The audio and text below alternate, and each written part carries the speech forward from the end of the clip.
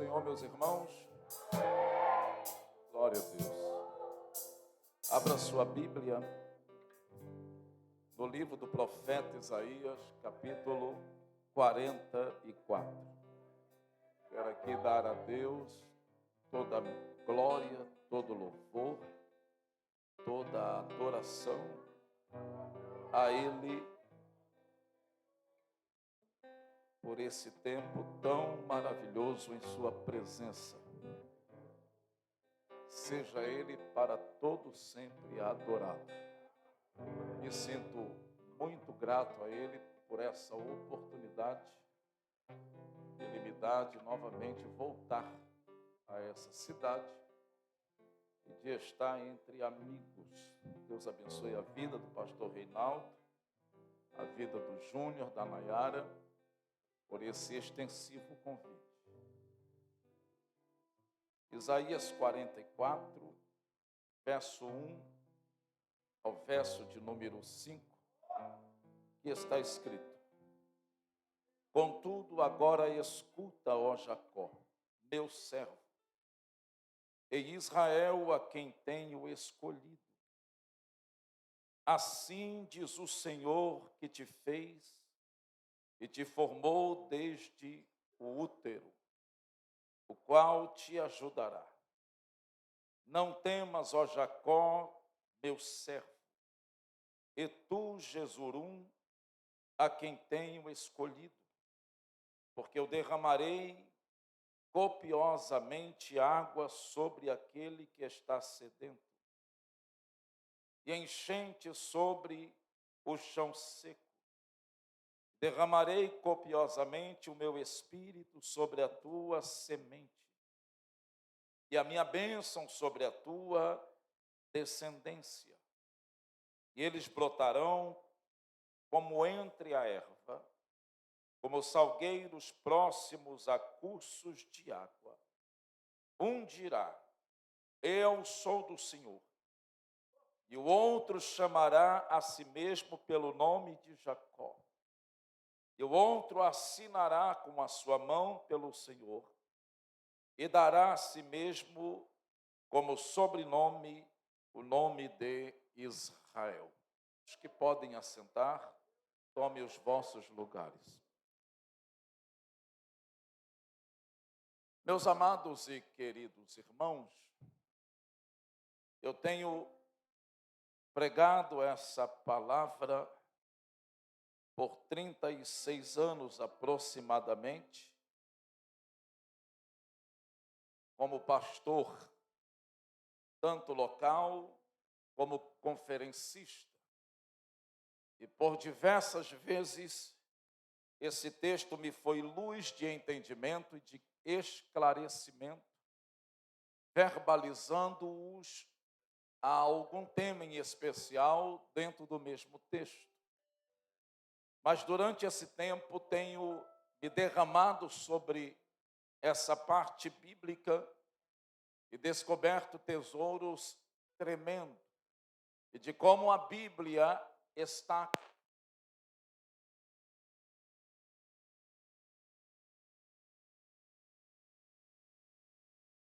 como as Escrituras estão conectadas, como a Bíblia está entrelaçada, e em uma costura santa, através do Espírito Santo, ela vai testificando.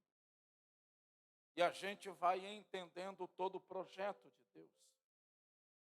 Essa é uma das mais extraordinárias profecias do profeta Isaías, pela sua amplitude, pelo seu alcance teológico e pela forma como ele expressa. Para que nós tenhamos um entendimento claro, é necessário 3 observações a despeito desse texto. A primeira é que a profecia, ela tem um alcance histórico. O profeta Isaías, que viveu entre 765 a 681 a.C., e profetizou durante 4 reinados em Judá, reino de Uzias, de Jotão, de Acais e de Ezequias. ele foi contemporâneo à destruição de Samaria pela Síria e da resistência de Jerusalém ao cerco das tropas de Senaqueribe, que a sitiou por 3 anos aproximadamente. Alguns sugerem que o ministério de Isaías ocorreu por cerca de 60 anos. Todo esse tempo focado em Jerusalém. Seu livro é dividido em 2 partes. A primeira parte vai do capítulo 1 ao capítulo 39 e vai trazer para nós mensagens de punições, de juízos aos pecados de Judá, de Israel, reinos divididos, e das nações vizinhas, tratando de alguns eventos ocorridos durante o reinado de Ezequias, que se verifica no capítulo 38 e capítulo 39. A outra metade do livro, ela ocorre do capítulo 40 ao capítulo 66, contendo expressões de perdão, de conforto e de esperança para a nação de Israel como um todo. O texto ora lido, ele está dentro de um contexto onde o pecado de Judá e o pecado de Israel havia chegado a um nível tão abominável que Deus usa o profeta desde o capítulo 1 para falar acerca de várias maldições que atingiriam os hebreus de uma forma geral. A maior delas se verifica no capítulo anterior a esse, capítulo 43, que é o exílio da Babilônia, quando Israel é entregue à Babilônia de Nabucodonosor, que havia se tornado a maior potência mundial. Ela destruíra o império da Síria, ela dominou o império dos caldeus, ela destroçou o Egito, que eram os países vizinhos mais armados, mais pronto para a guerra. E agora sobe para Jerusalém e cerca os muros de Jerusalém com ímpeto para tomar a nação de assalto. E a Bíblia declara que em 3 levas Nabucodonosor arrasta os judeus. A primeira, somente os nobres e príncipes. Entre esses está Daniel, está Mesaque, Sadraque e Abidnego, estão os príncipes e o rei, que são levados em uma fila indiana, amarrado pelo pescoço para a Babilônia. A segunda leva, ele vem e cerca por causa da rebelião do seu rei, e faz uma aliança com o Egito para intentar guerra contra o rei da Babilônia, quebrando o pacto feito. E então Nabucodonosor vem e cerca, e toma o rei, faz ali os olhos, e coloca um rei dele com seu comando, que posteriormente também vai virar-se contra Nabucodonosor. E então, na terceira leva, ele destrói os muros, ele bota fogo nos portais da cidade, ele destrói o templo, ele arrebenta com as moças, estrupando-as, mata as crianças de colo e arrasa com os velhos e com os jovens. E leva todo Israel para Tel Abib, lá na Babilônia, deixando apenas os mais paupérrimos, misturados, que foram trazidos de fora para Samaria e que agora se hospedam e passam a viver em Jerusalém. Diante desse contexto, diante dessa historicidade bíblica, Deus ordena que o profeta Isaías profetizasse ao coração daquele povo rebelde para que este fosse endurecido, profetizasse aos ouvidos e olhos para que fossem fechados, a fim de que o juízo de Deus sobre eles não fosse evitado. E aqui vai uma aspa.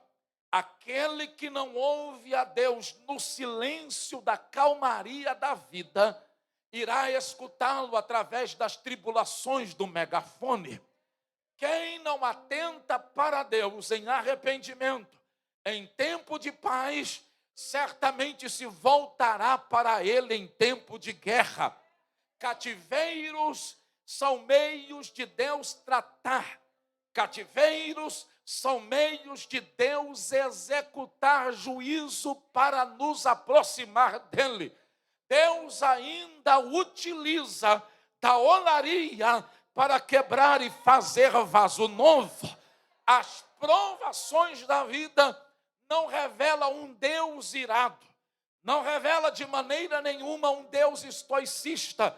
As provações e permissões de provas na vida de um crente revelam um Deus que ama e não quer perder aquele a quem Ele ama.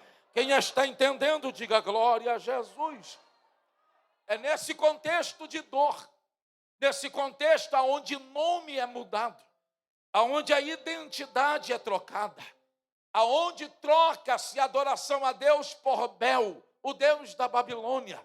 É nesse contexto de choro e de pranto que, segundo o Salmo 137, aposentam as harpas, aposentam a gratidão e só sabem murmurar, questionar e dizer por que Deus nos trouxe aqui.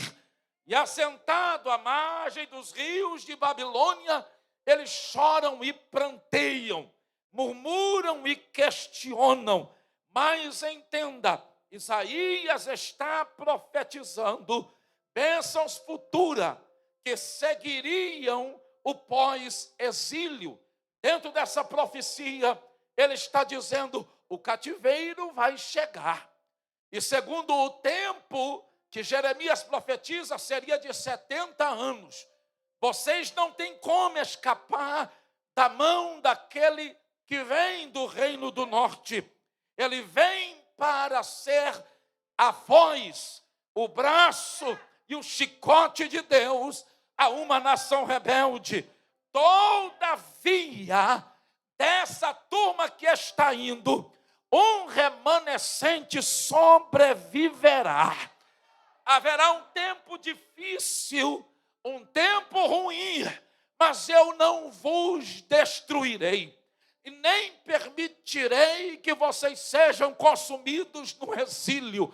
Antes eu guardarei, antes eu pouparei, antes eu protegerei um remanescente lá no cativeiro que seja meu. E esse remanescente retornará à terra prometida. Esse remanescente voltará a adorar o meu nome.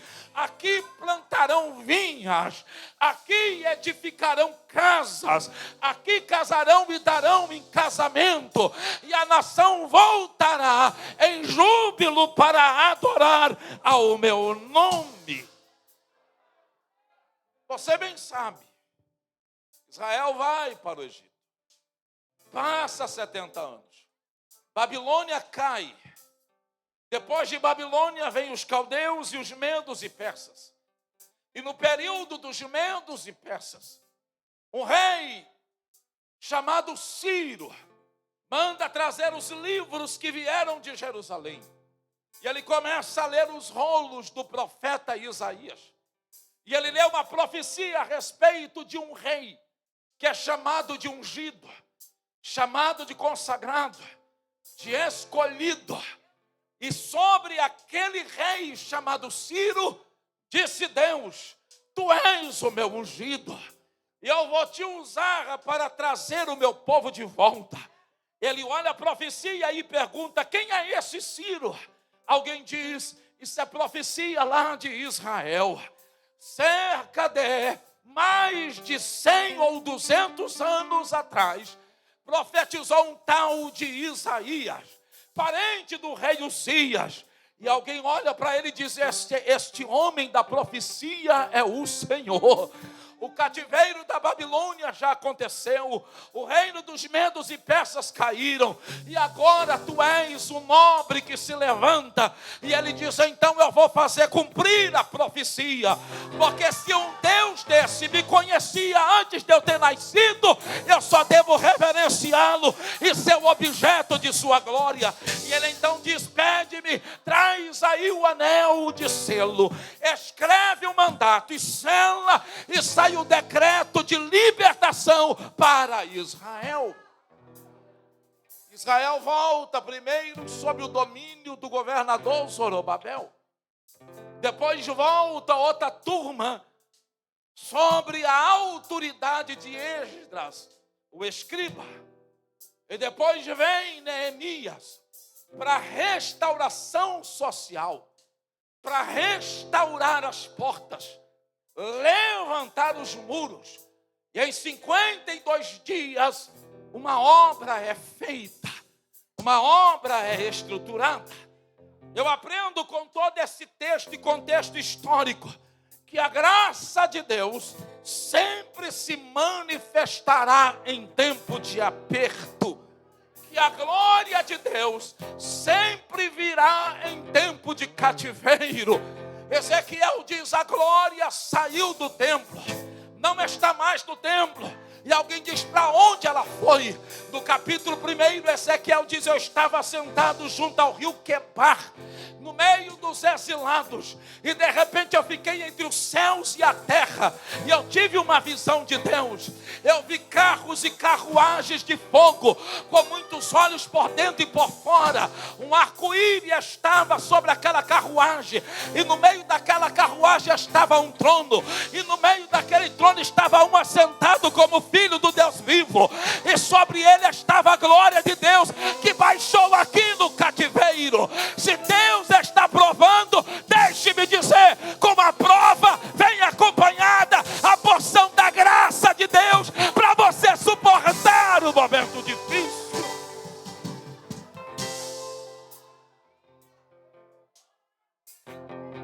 Mas a profecia, ela tem um alcance também escatológico. Não é apenas um alcance histórico. O verso 2 diz, assim diz o Senhor que te criou, e que te formou desde o ventre, e que te ajudará. Não temas, ó Jacó, servo meu, e tu, Jesurum, a quem eu escolhi.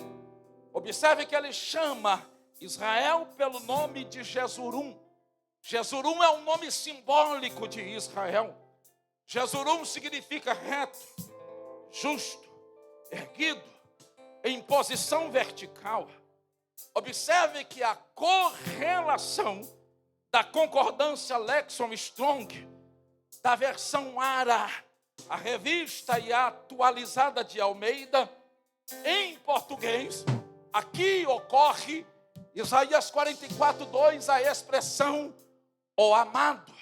A minha, que é atualizada, aparece Jesurum, aliás, que é corrigida, mas na revista e atualizada aparece o amado, que está em conexão a Deuteronômio 32:15, o meu amado, que também está em conexão em Deuteronômio 33:5, o seu povo amado. Em Deuteronômio 33:26, o amado. Está falando do seu povo que é amado. Em outras palavras, Deus fala através do profeta Isaías a um remanescente de Israel que ele considera separado para ele. Um povo de dentro de Israel que ainda está para nascer, que não chegou, mas vai chegar. Um remanescente escolhido segundo a graça. O verso 3 ele diz, eu derramarei o meu espírito sobre a tua posteridade e a minha bênção sobre os teus descendentes.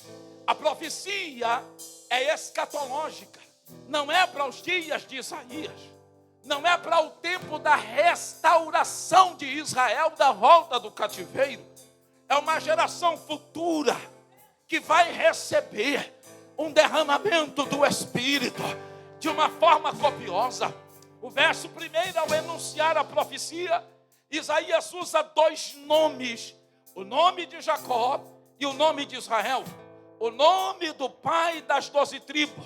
E ele não usa Israel e Judá, reinos divididos. Ele usa o nome do pai, Jacó, e o nome das 12 tribos, Israel, reino unido. Então a profecia vai acontecer quando a nação não for mais uma tribo, quando não houver separação, quando não houver divisão, quando a nação for um estado e ninguém saber quem é quem, nesse tempo Deus derramará do Espírito.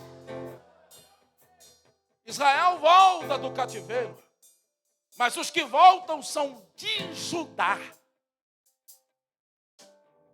O reino do norte, as 10 tribos conquistadas pela Síria, foram separadas pelo mundo. Posteriormente, Babilônia vai ter 120 províncias. Sob essas 120 províncias, desde Babilônia até a Índia, tem Israel morando. Quando há restituição e restauração para voltar à terra, eles não voltam em sua totalidade. Foram adquirindo riqueza. Agora não trabalham mais com agricultura e agropecuária. São negociadores. Não querem voltar nem os da fortaleza de Susã e nem tão poucos que estão espalhados. O que voltam é apenas um pouco de povo, que vai se misturar com os que estão lá. Que posteriormente Neemias vai ter que fazer uma mudança, e um conserto, e uma aliança. Até hoje, não se sabe aonde estão as 10 tribos. Pedro, o irmão Tiago, Judas, quando escreve a sua epístola, fazem menção às 10 tribos espalhadas. Posteriormente a isso, Israel viveu nesse tempo sobre a condição daqueles que saíram de Jerusalém, ou seja, Judá. Quando Esdras volta e começa a restauração do templo, os samaritanos, os arábios e os outros povos que dominam Jerusalém impedem a reconstrução. A obra fica parada por 16 anos. Quando Neemias vem e auxilia ele para restituir e restaurar o templo, há uma emoção comedida entre eles. Diz a Bíblia que uns choram alegres por verem o templo, porque nunca tinham visto um templo. Eles nasceram na Babilônia, foram formados na fortaleza de Susã, só ouvem falar do tal templo de Salomão, mas na mistura de classificação de idade também estão os idosos, que saíram de lá novos, mas viram o templo suntuoso de Salomão. E esses choram não de alegria, de tristeza, pois eles olham para o segundo templo de Zorobabel e eles dizem: que construção xoxa, que casinha feia, essa casa não pode ser comparada ao que um dia já foi. E eles fazem menção de um dia que viveram um período de glória, de excelência. Agora tem o templo, agora tem a edificação dos muros, tem até um altar, mas faltava o essencial, que era a arca da aliança. Não tinha arca no Santo do Santo, só tinha lá dentro a escuridade e o véu grosso que separava, porque a glória de Deus representada pela arca saiu do templo, e quando a arca sumiu, foi perdida, foi-se a glória novamente. No meio dessa turma está um velhinho octogenário, vovô GG. Vovô GG está vendo todo mundo emocionado. Ele rapa a garganta, dá uma balançada no espinhaço, endireita o corpo, engrossa a voz, e ele diz: porque assim diz o Senhor dos Exércitos, ainda uma vez daqui a pouco farei tremer os céus e a terra, o mar e a terra seca, farei tremer todas as nações, e virão para este lugar o desejado das nações, e encherei esta casa de glória, diz o Senhor dos Exércitos. Minha é a prata, meu é o ouro, diz o Senhor dos Exércitos. E a glória desta última casa será maior que a da primeira, diz o Senhor dos Exércitos. E neste lugar eu darei a paz, diz o Senhor dos Exércitos.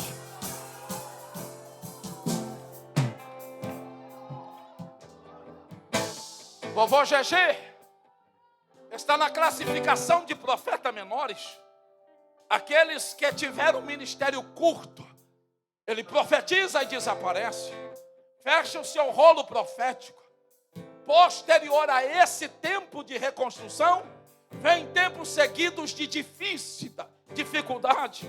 O povo que se reuniu diante da praça, da fonte, das águas, e disseram amém para a lei de Deus, consertaram, fazendo uma aliança com o Senhor, agora viraram as costas para o templo, viraram as costas para o santuário, começaram a dedicar-se às suas plantações, à sua economia, a construir casas confortáveis, e esqueceram da obra.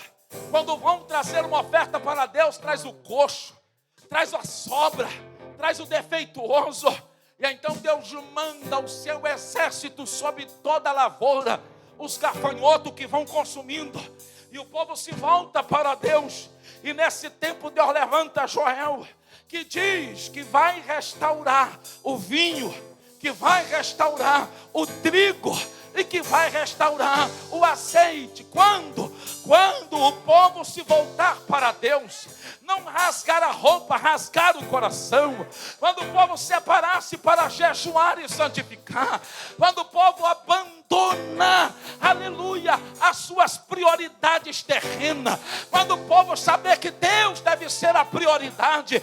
Quando eles abandonarem os pecados. E a Bíblia diz, e depois disso, diz o Senhor, eu derramarei do meu espírito sobre toda a carne. Vossos filhos e vossas filhas profetizarão. Vossos velhos terão sonhos, vossos jovens terão visões, e sobre os servos e sobre a serva naquele dia derramarei do meu espírito. Essas duas profecias, a de Ageu 2, 6 a 9, a de Joel 2, 28 e 29, estão conectadas com aquilo que Isaías disse. Não é para o tempo de Isaías, não é para os dias de Ageu, não é para os dias de Joel. Eles estão sempre lançando luz, dizendo, e naquele dia, e naquele dia, e naquele dia. O último profeta silencia e fecha o rolo. São 400 anos de silêncio. As Bíblias mais antigas tinham aquelas 4 folhas em branco. Não é que Deus não queria falar, é simplesmente que houve um tempo de mudança na história de 400 anos, aonde Deus se retira, mas continua se manifestando. Ele não está pessoalmente, mas o toque do seu dedo ainda continuava escrevendo na parede. Nesse período se levantam os gregos, posterior aos gregos, os romanos. E Roma toma Jerusalém de assalto, cerca a Judéia, a Transjordânia, e tudo ali é território romano, debaixo de um novo cativeiro. E a Bíblia declara que nesse tempo, em que a voz não era revelada ao sacerdote, em que a palavra não vinha a profeta porque a profecia tinha silenciado, em que a Torá não fazia sentido porque haviam misturado as leis aumentadas, cerca de 600 leis sobre a lei já dada. Havia uma confusão porque ninguém interpretava nada. O sacerdócio estava corrompido, o judiciário estava corrompido, o povo não tinha direção, mas estava diante de uma promessa. Ele, o Messias, está chegando. Ele, o Messias, está chegando. Ele, o Messias, está chegando. E na casa sacerdotal de Zacarias nasceu um menino que, segundo a profecia bíblica do anjo, seria o precursor do Messias. a glória de Deus estaria sobre ele. E ele então se dá muito bem com os essênios. E lá aprende um pouco da cultura de separação. E vai para o deserto. E num dia desse a palavra do Senhor vem sobre ele no deserto. E ele passa a pregar na beira do Jordão e da Judeia. E a sua palavra não era uma palavra boa de ouvir. Não era uma palavra palatável. Ele olhava para os homens e diziam: arrependei-vos, porque o machado já está posto a...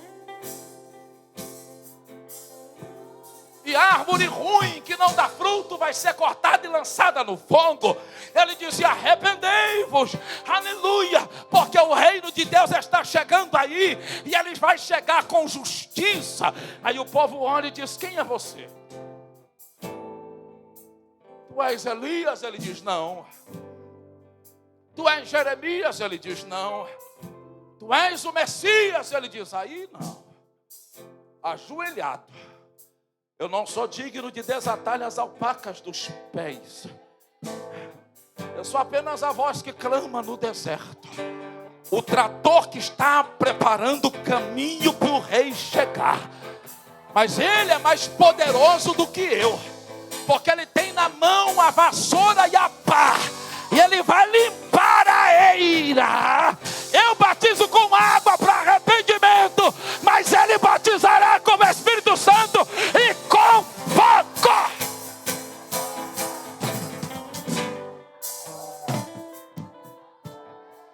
Num culto normal, João está pregando. E no meio da pregação, o povo vai se convencendo. E quer uma mudança. E João diz: venham para ser batizados. E João trazia os membros da sua igreja, que afinal de contas ele pregava para cobra, para serpente. A igreja de João eram ex-cobras, ex-serpente. E ele dizia: vem cá, surucucu, está arrependida? Eu te batizo para o arrependimento. Vem cá, dona Narja, cuspideira, faladeira, você está arrependida? Eu te batizo com arrependimento. Aleluia. E vai batizando uma cobra e batizando outra cobra. E de repente ele para o batismo e olha no meio das cobras. Ele diz: aquele ali não é cobra. O andar dele não é de cobra. A face dele não é de cobra. E ele para e diz: atenção, a palavra eis na Bíblia, atenção, atenção, o Cordeiro de Deus que tira o pecado do mundo acabou de chegar. E Jesus está indo a ele. Ele bota a mão no peito de Jesus e diz: sou eu que devo e a ti tu vens a mim. Jesus disse: deixa, João, para que se cumpra toda a justiça. E Jesus então é batizado por João. Ao ser batizado, Jesus levanta das águas, faz uma oração, e a oração se segue de um céu que se abre sobre a sua cabeça, da voz de Deus que eclode dizendo: este é meu filho amado, e do Espírito que vem e pousa sobre ele para ficar nele.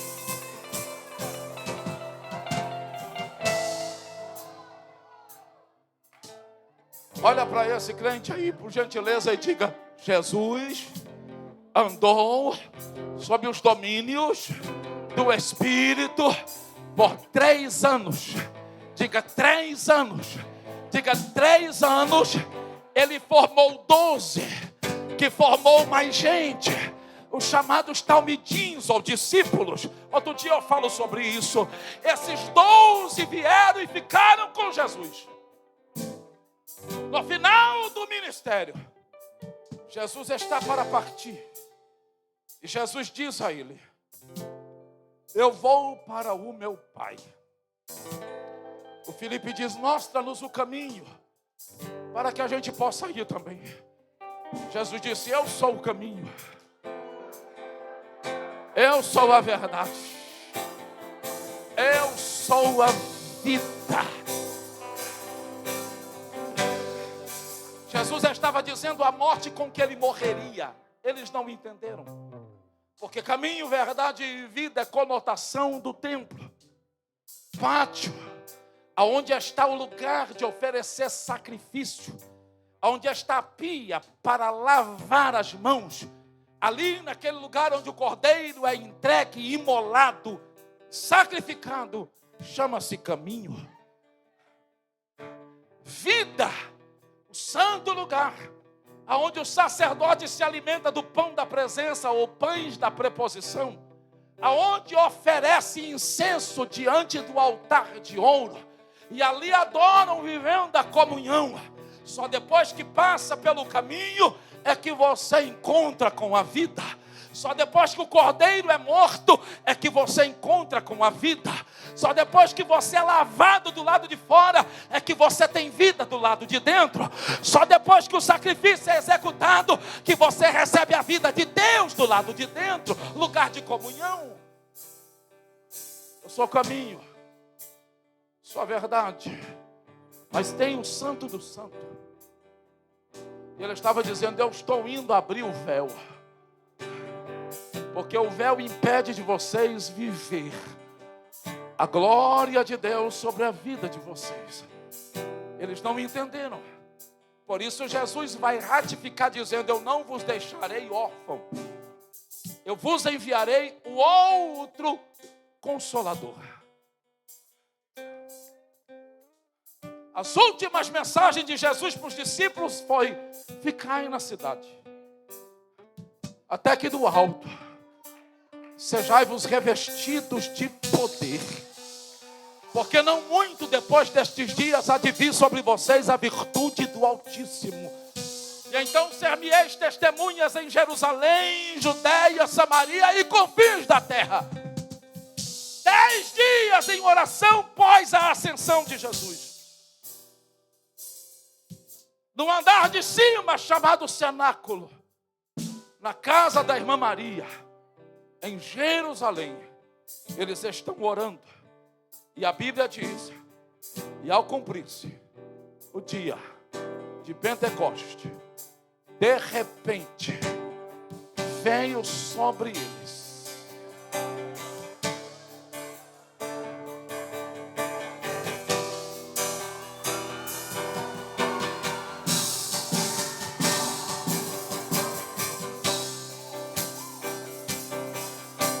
o texto diz que os que estavam ali olham e veem eles cheios do Espírito e dizem: estão cheios de vinhos. Era 9 da manhã, judeu não bebe nessa hora. Então Pedro toma a palavra e diz: senhores, isso aqui não é mosto, isso aqui não é embriaguez carnal, mas é o que o profeta Joel disse, que nos últimos dias acontecerá, diz Deus, que do meu Espírito eu derramarei sobre toda a carne. Vossos filhos e vossas filhas profetizarão, vossos jovens terão visões e os vossos velhos sonharão sonhos. Olha para esse crente que está do lado e diga: a profecia, ela cumpriu em parte. Diga: o derramamento do Espírito profetizado sobre a vida de Isaías, Ageu, Joel e o profeta João Batista, de quem Atos 2 cumpriu em parte. Mesmo porque Joel diz: de tua chuva a serode a temporã. Ele fala das primeiras chuvas e das últimas chuvas. A profecia para Israel não me encaixa historicamente falando e nem escatologicamente falando. Ela é para Israel. Fique aqui para você não sair daqui dizendo que eu falei heresias. A igreja que está reunida no cenáculo é uma igreja judaica cristã. Não tem gentios aqui, ou seja, povos não judeus. Os 120 batizados são cheios. O gentio só vai entrar na esfera da graça aberta pela igreja, mas não pelo céu, porque o céu abriu no Calvário, mas Israel ficou impedindo através dos discípulos que os gentios fossem alcançados até o capítulo de número 10. Quando na casa de Cornélio, enquanto Pedro pregava, o Espírito caiu sobre a casa e todos falaram em línguas e profetizaram. E na reunião de o que podia e não podia, de agregar os gentios também, Pedro disse: o Espírito tem sido derramado também sobre os gentios.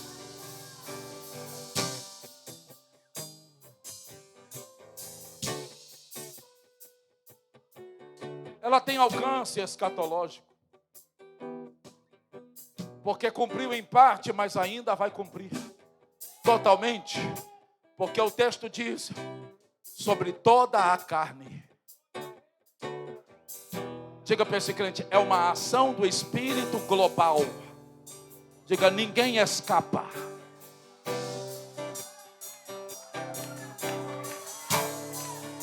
Olhe para cá.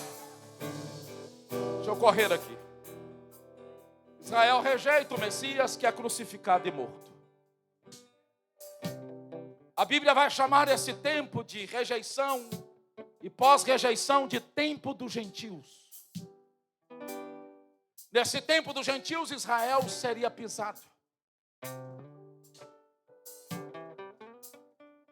Em Mateus 24, enquanto Jesus está olhando o templo, ele diz: não ficará pedra sobre pedra que não seja removida. Enquanto ele está na via sacra, a via dolorosa, as mulheres estão chorando, e ele diz: não chore por mim, chore por vós e pelos vossos filhos.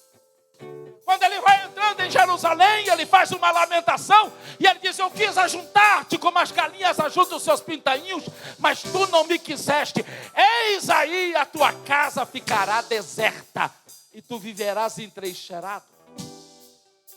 Anos 70, o imperador romano entra em Jerusalém com seu cavalo branco, pisa as coisas sagradas, toma os tesouros do templo, destrói os muros do templo, destrói o templo em si.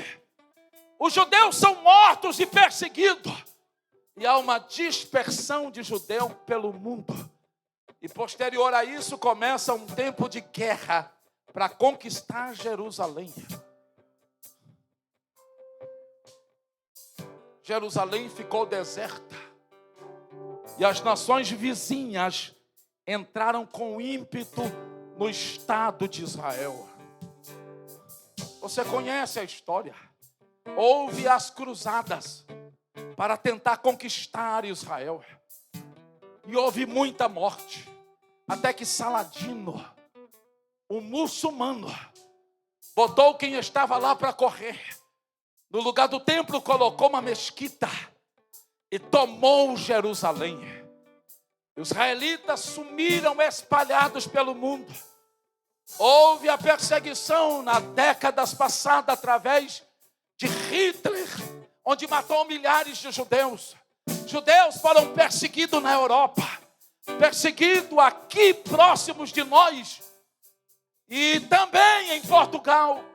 As primeiras caravanas que vieram para descobrir o Brasil não eram de portugueses, eram de judeus.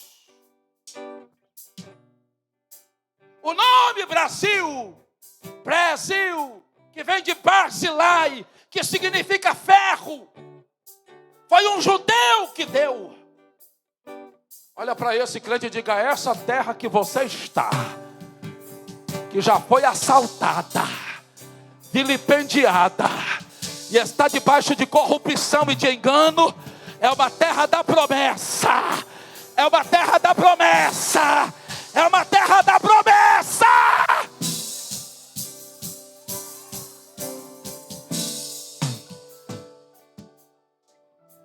Há uma profecia bíblica que o Espírito do Senhor sopraria no vale de ossos, e os que perderam a esperança estavam sequíssimos e mortos, se levantariam como um exército. Olha para esse crente e diga: já aconteceu.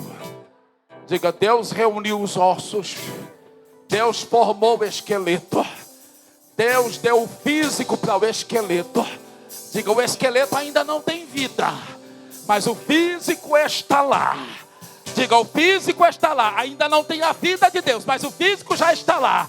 porque no ano de 48, com a assinatura de um brasileiro que era presidente da ONU, Israel voltou a ser um Estado, aleluia, nacional. E todos os israelitas, cada ano, têm descido, aleluia, aos montões, glória a Jesus, nas aeronaves, e têm populacionado a nação de Israel. A profecia cumpriu-se em parte. Olha para esse crente e diga, mas daqui a pouco, diga para ele, daqui a pouco, não abrir e piscar de olhos, diga abrir e piscar de olhos, diga vai acontecer a eminência, diga a igreja do Senhor não vai passar pela grande tribulação. Ela não está esperando o anticristo, ela está esperando o Cristo, o noivo. Daqui a pouco a trombeta vai tocar. Essa igreja que está reunida aqui vai subir. E começará na terra 7 anos, chamado de angústia de Jacó. Nesse período, Israel firmará um pacto com aquele que já está vivo e está sendo preparado para esse tempo. Nós estamos a um passo de Canaã. 3 anos e meio Israel voltará a adorar, a louvar e ansiosamente esperar. No final dos 3 anos e meio, o pacto é quebrado, Israel vai ser avassalada em perseguição. A igreja não estará aqui. A igreja já terá passado pelo bema de Deus, o juízo de Cristo, não para ser julgada e condenada, mas para receber galardão.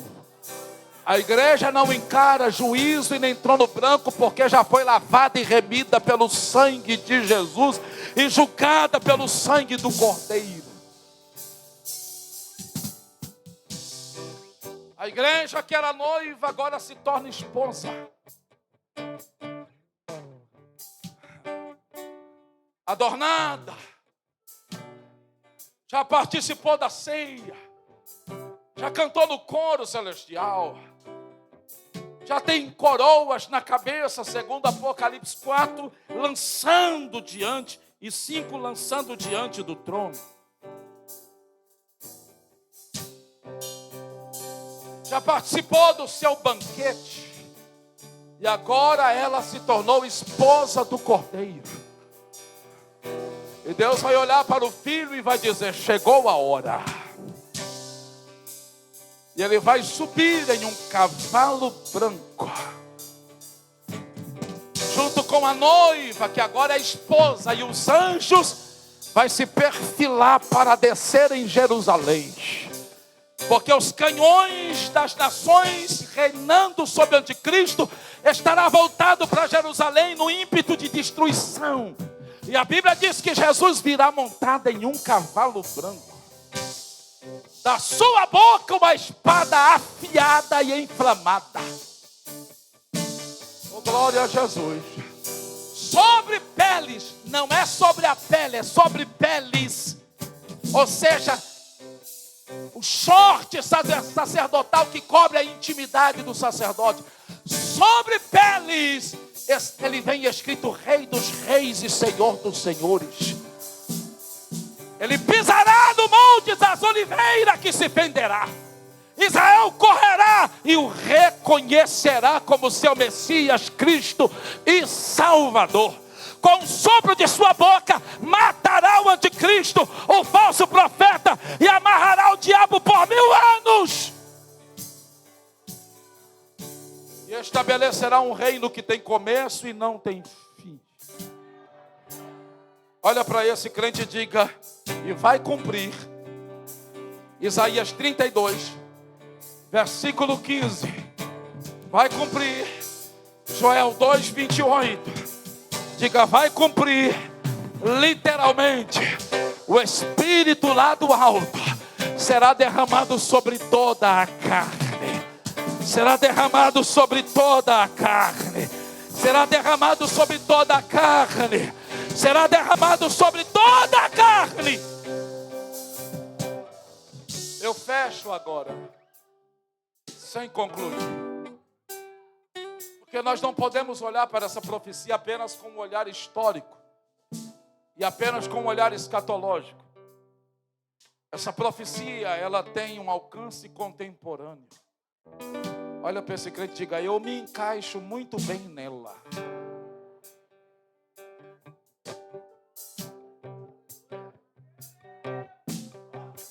A igreja não foi levantada para substituir Israel. Para com essa bobeira. Deus tem um plano para Israel e Deus tem um plano para a igreja. O Velho Testamento é dividido em 2 tipos de povos: Israel e os gentios, os não-judeus. Novo Testamento, a Bíblia divide as nações como Israel, a igreja e os outros.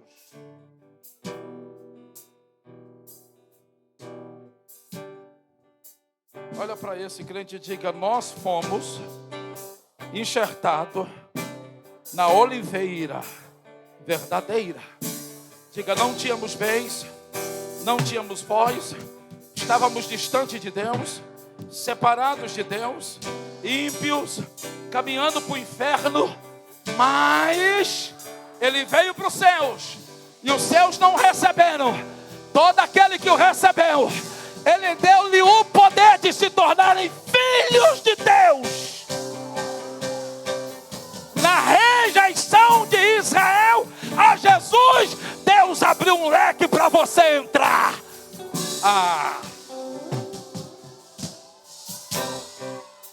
É por isso que Paulo diz em Romanos 9:24, que Deus não chamou a igreja apenas dentre os gentios, aliás, dentre os judeus, mas também dentre os gentios. A igreja era um mistério no Velho Testamento a ser revelado.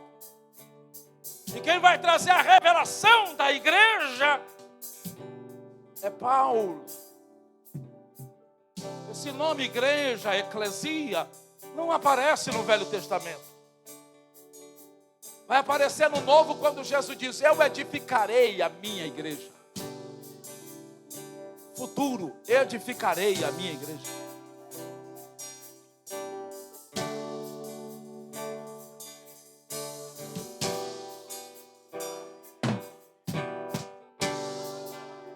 Olha para esse crente e diga: na Bíblia, nós éramos goim.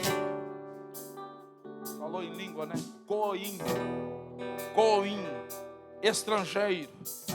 Diga: mas agora Ele nos aproximou, porque a parede de separação Ele fez cair por terra e nos tornou herdeiros e co-herdeiros, cidadão de santo, família de Deus e participante da promessa em Cristo Jesus pelo Evangelho. Você quer ver como você encaixa nessas profecias ditas aqui? De um derramamento do Espírito? Pedro está pregando. Atos 2. De repente alguém diz: como é que nós devemos fazer para ser salvo? Ele diz: arrependei-vos. Fugi dessa geração perversa e recebereis também em vós o dom de Deus. Porque a promessa vos diz respeito a vós, os que estavam ali presentes, aos vossos filhos, a geração seguinte, aos que estão longe, os gentios, e a tanto quanto nosso Deus chamar a igreja que está aqui hoje, em Linhares.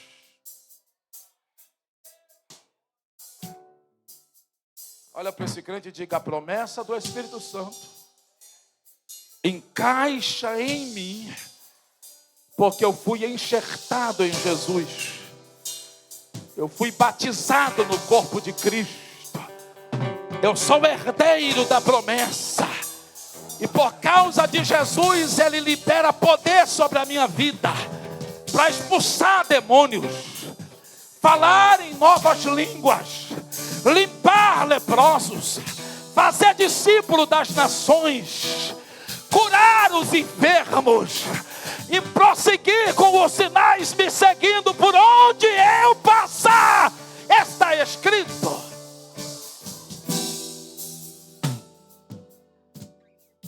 Termino falando sobre 3 coisas. Diferentemente do ímpio, o crente tem uma promessa do Espírito de Deus sobre ele. Em João 14:17, Jesus diz: a saber, o Espírito da verdade, o qual o mundo não pode receber, porque não vê nem o conhece, mas vós o conheceis, porque ele habita. A palavra habitar é morar junto, do lado. Essa é uma posição ao lado. Por isso ele diz no versículo 16: e ele vos dará outro consolador. Consolador, ajudador, parácletos, formado pela preposição para, ao lado, e o adjetivo cleto, chamado, literalmente significa alguém chamado para estar ao lado de. Olha para esse crente e diga: a posição do Espírito Santo, prometida por Jesus, ao lado de alguém, se refere ao mediador, intercessor, ajudador, conselheiro, até mesmo advogado. Digo, o Espírito Santo ao lado, ele convence, ele ajuda, ele ensina, ele comunica, ele livra, ele advoga, ele te guia pelo caminho. A posição ao lado nos mostra que ele não é um espírito, aleluia, de forma neutra, conforme a palavra espírito, pneuma, do gênero neutro. Não, o gênero neutro aqui é espírito, é acompanhado do pronome pessoal masculino santo, indicando que ele é uma pessoa. O Espírito não é um fantasma, o Espírito Santo não é uma luz, não é uma bomba, não é um fogo. Para com essa besteira, isso é só símbolo. O Espírito Santo é uma pessoa.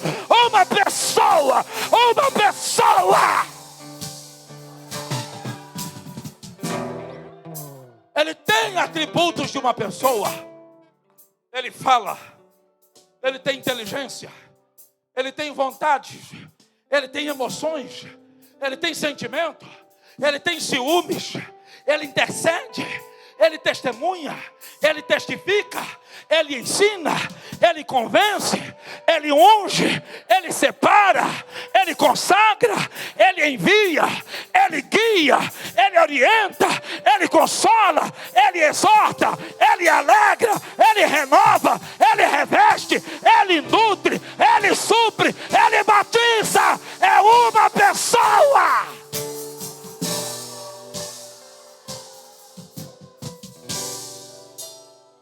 Mas existe outra posição do Espírito, e eu caminho para fechar. A posição dentro, porque o 14:17 de João diz: e ele estará em vós.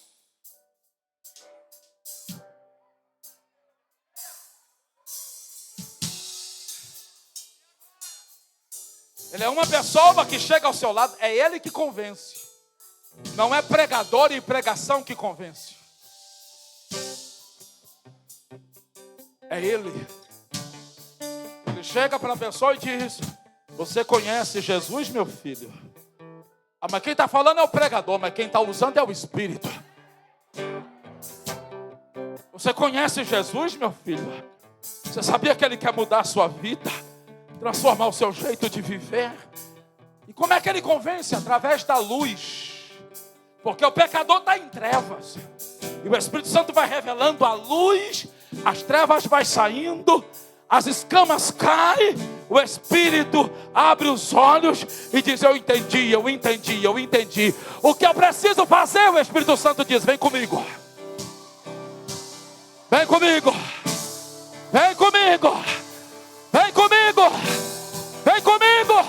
Para onde o Senhor está me levando? Eu estou te levando para aquele que pode te salvar, porque eu testifico dele. Aleluia!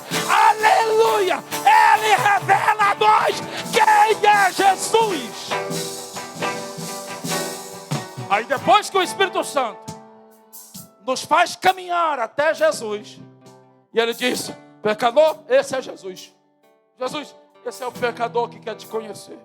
Aí Jesus olha e fala assim: já não é mais pecador, agora é filho. Vem cá, me dá um abraço. Aí Jesus fala no ouvido dele dizendo assim: agora você está perdoado. Os pecados deixa aqui que eu vou jogar lá no mar do esquecimento. Eu vou colocar sobre você o meu jugo, porque agora nós somos parceiros na caminhada. Tu não leva mais peso sozinho, eu vou levar com você. Eu vou carregar com você. Me dá seu fardo aqui, toma o meu que é leve. Aí ele diz: que bom que o Senhor agora vai andar comigo. Jesus disse: eu andar com você? Não. A minha posição é te salvar. Mas eu deixei o outro Consolador. Ele estará em vós. Espírito Santo, sai do lado e entra dentro dele.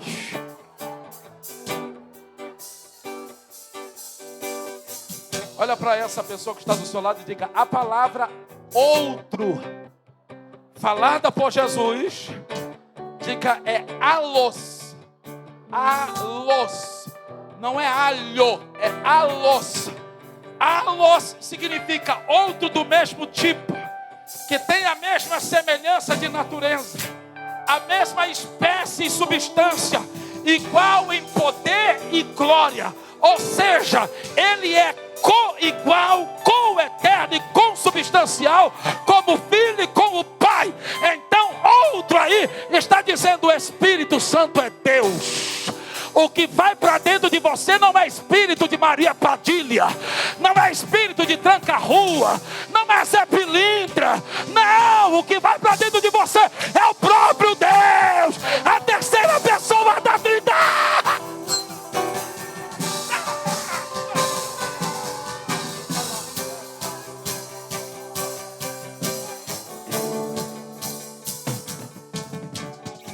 E o que ele faz dentro de mim? Te ajuda nas suas fraquezas, intercedendo por você com gemidos. Te fortalece, te capacita para passar nas provas. Te abastece de graça para suportar o tempo ruim. O que ele faz dentro de você? Ele te dá autoridade. Mas a maior obra do Espírito dentro de nós é nos selar para a redenção. Olha para esse crente e diga: ele testifica com o seu Espírito que agora tu és filho de Deus. Ele vem para dentro de você, ele pega o selo real de Jesus, o leão de Judá, molha no sangue do sacrifício e mira no teu coração e sela. Isso está na Bíblia, pastor? Está. Efésios 1:13. O selo é o penhor para a redenção. E selo aqui não é batismo com o Espírito Santo. Selo aqui é propriedade. Quando Paulo usa essa linguagem, ele está falando do que os efesianos conheciam. O negociante ia ao porto, selecionava algumas madeiras, e então marcava ela com o seu selo, um sinal de reconhecimento de possessão. Dizia: é minha. Ninguém pode mais comprar ou meter a mão. É minha. Eu comprei, paguei, é minha. E aqui está o selo. Eu vou para casa, mas eu vou enviar o meu servo para buscar o que é meu. Dá uma olhada para esse crente e diga: você é conhecido não pelo cabelo grande, nem pela estética da roupa, nem pela Bíblia que você carrega, nem pelo corte de cabelo. Diga: isso tudo é bobeira. Diga: o mundo espiritual te conhece por causa do selo. Eles olham e dizem: aquele ali é do homem lá de cima. Aquela ali é do homem lá de cima, é propriedade dele, é casa dele. Olha lá, o Espírito Santo está dentro dela. O Espírito Santo está dentro dele. Não interessa se você não tem dom de língua, se você não tem dom de visão ou revelação, o Espírito está aí. Se você aceitou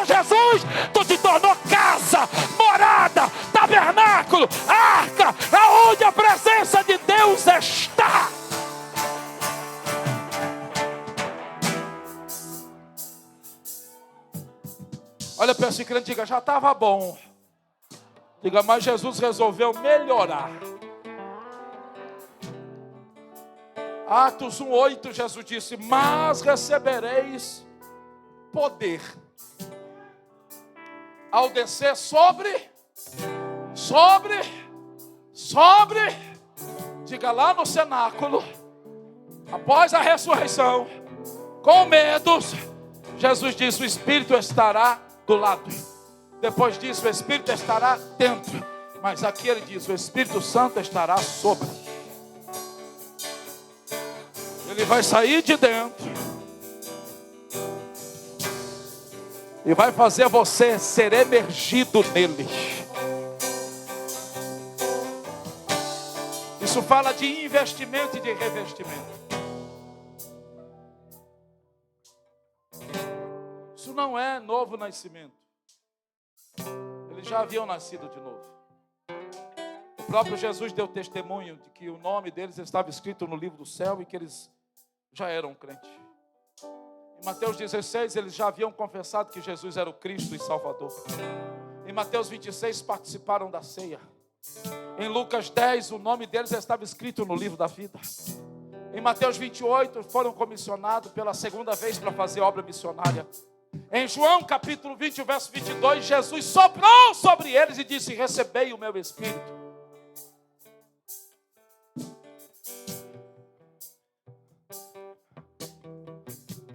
Isso aqui não é novo nascimento. Alguns dizem, batismo com o Espírito Santo é novo nascimento. Tu aceitou Jesus, ele já veio morar dentro de você após regeneração, novo nascimento. Olha para esse crente e diga, aqui está o segredo. O Espírito Santo derramado dentro não é para... Aliás, batismo com o Espírito Santo não é para ser crente, mas é para dar revestimento para quem já é crente. 3 verdades. Fique em pé, por gentileza. Derramamento do Espírito, que pode nos atingir hoje, é uma promessa segura. Isso significa que ninguém impede dela concretizar. Deus disse no texto de Isaías 44, eu derramarei água, o Espírito, derramarei as bênçãos. Quem está prometendo é Deus. É Deus. E quando ele diz, eu vou derramar, observe que está no futuro, indicando que é fonte inesgotável. Todo dia tem mais. Eu derramarei água sobre o sedento. É uma linguagem figurada. Derramarei o meu Espírito sobre a posteridade, uma linguagem contemporânea. Eu derramarei o meu Espírito sobre os descendentes, ou seja, é uma linguagem repetitiva.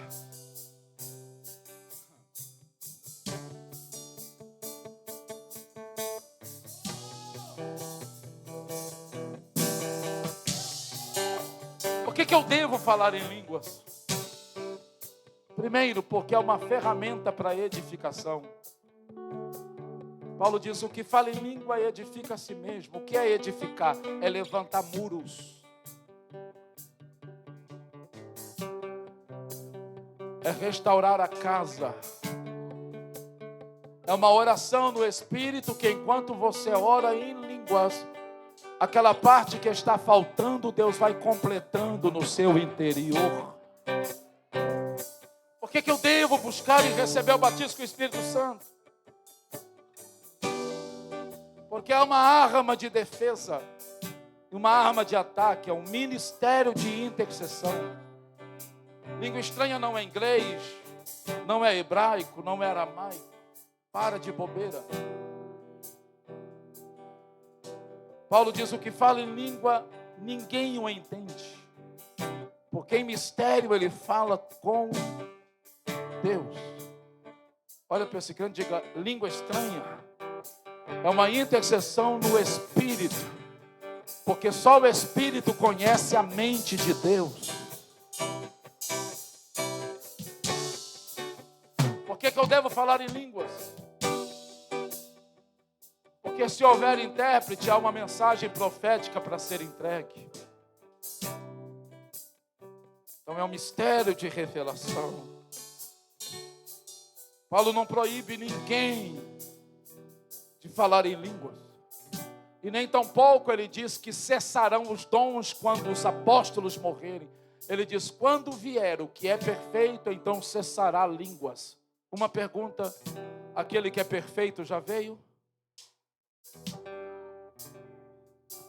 Então, enquanto a trombeta não tocar, Jesus continua batizando com o Espírito Santo.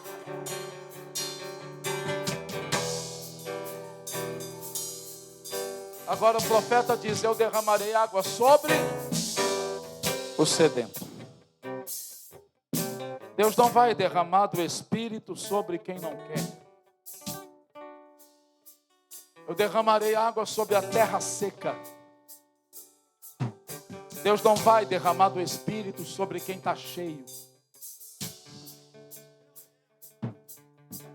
Se você não tiver fome, você pode entrar numa reunião onde Deus está banhando todos e sair seco de lá.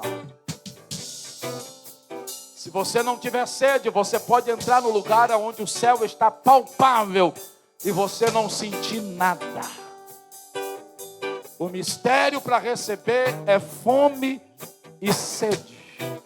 Eu quero mais. Eu quero mais. E Deus diz, eu tenho mais para dar. Eu tenho mais para dar. Vamos orar?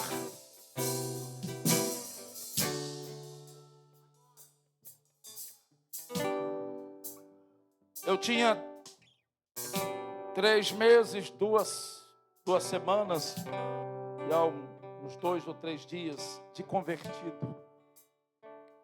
Estava dentro de uma sala de hospital esperando a cirurgia de amputação das pernas e do cérebro. Havia sido atingido por uma bala dum-dum aqui na fronte, que havia apodrecido todo o hemisfério esquerdo do cérebro. 37 horas dado como morto. Desferido com 3 tiros, um na virilha e 2 nos fêmur, da perna direita e esquerda, que arrebentaram as pernas.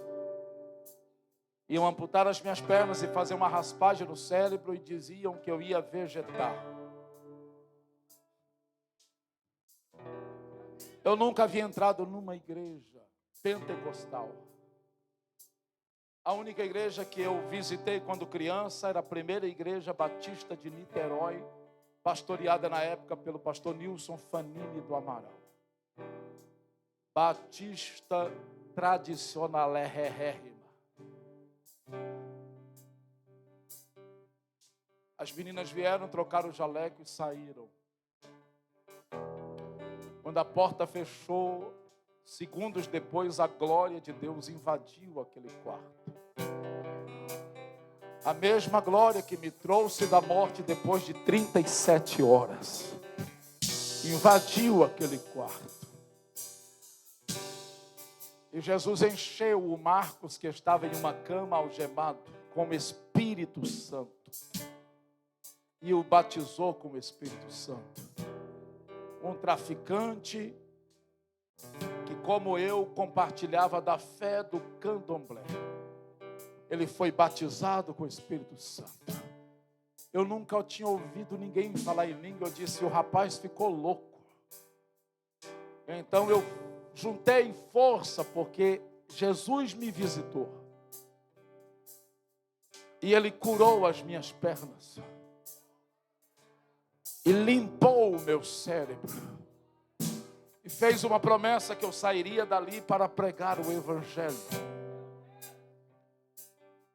Eu, podendo me mover, corri na porta e batia na porta, pedindo para os policiais abrirem a porta do lado de fora. O Marco arrastou a cama. E antes da porta ser aberta, ele me abraçou. A glória de Deus que estava nele me envolveu. E Jesus me batizou com o Espírito Santo.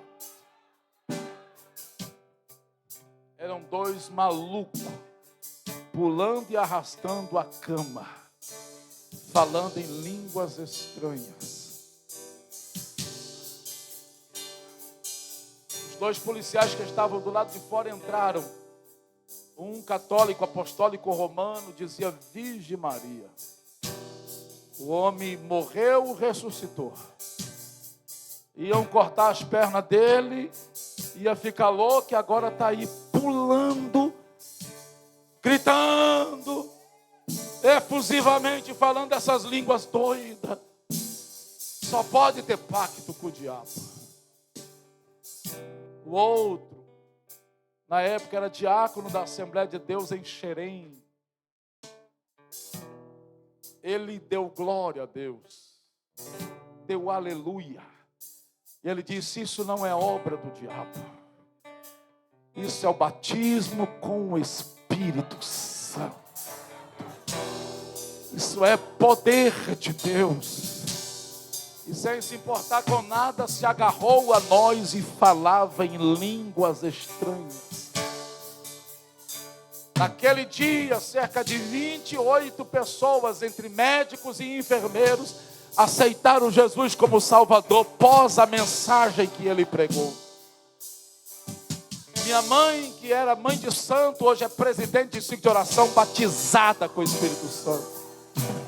Os meus irmãos, que eram filhos de santos, hoje são filhos do Altíssimo, batizados com o Espírito Santo. Meu pai, que era católico, congregado a Mariano, cachaceiro, hoje é crente, lavado e remido, pastor das Assembleias de Deus, batizado com o Espírito Santo. Se Jesus me batizou, se Jesus batizou a minha casa, Ele também pode te batizar aqui essa noite, com o Espírito Santo. Vamos fazer assim? Vire a pessoa que está do seu lado e diga para ela: você está cheia do Espírito Santo?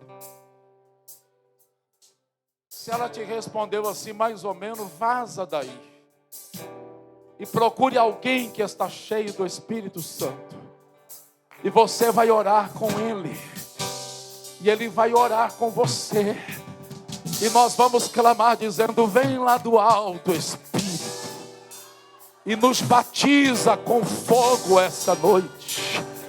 Nos batiza com fogo essa noite. Nos batiza com fogo essa noite.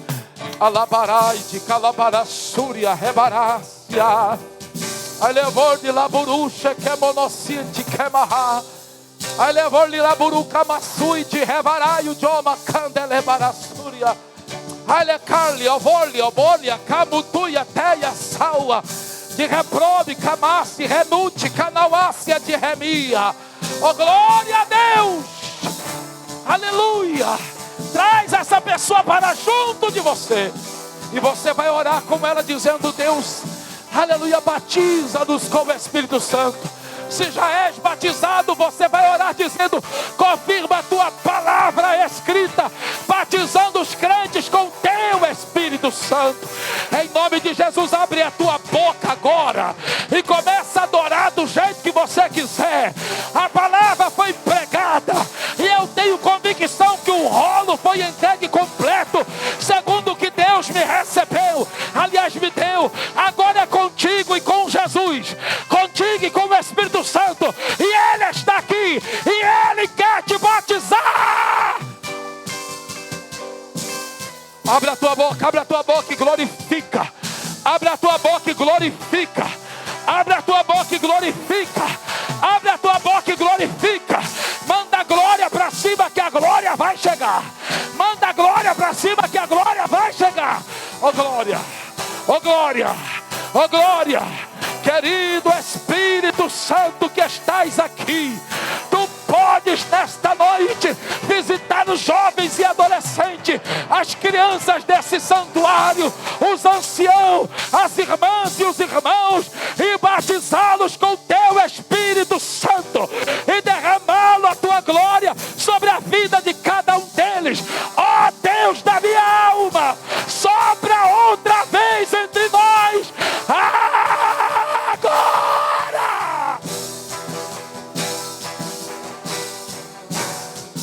filho, recebe. Vai, minha filha, recebe. Recebe. Deixa Deus molhar a terra. Deixa Deus encher a terra. Alai, calabachuri, bichez. Batiza, Jesus. Renova os crentes. Aviva a tua obra. Desperta o teu espírito. Faz outra vez. Faz outra vez. Faz outra vez. Faz outra vez. Faz outra vez.